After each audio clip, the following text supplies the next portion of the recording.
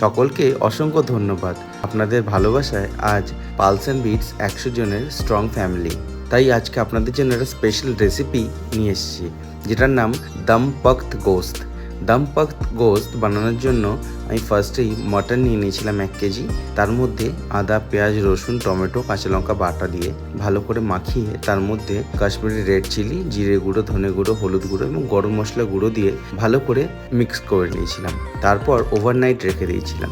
Overnight রেখে দেওয়ার পর পরের দিন সকালে বার করে কিছুই না, ডিরেক্ট ঘি অথবা সাদা তেলের মধ্যে গোটা গরম মশলা ফোড়ন দিয়ে মাংসটা দিয়ে দিন। তারপর ঢেকে ঢেকে রান্নাটা করতে থাকুন। আমি একটা ফোঁটাও জলের ব্যবহার করিনি মাটনটাতে। মাটনটার অনেকটা ক্লিপিংস আমার কাছ থেকে ডিলিট হয়ে গেছে, যার জন্য খুব কম ক্লিপিংসই আপনাদেরকে এটা দেখাচ্ছি। মাটনের জলটা যখন একদমই শুকিয়ে যাবে এবং তেল ছাড়তে শুরু করবে, রেডি হয়ে যাবে দম পখত গোস্ত। ভিডিওটা ভালো লাগলে অবশ্যই সাবস্ক্রাইব করবেন। Thank you for watching.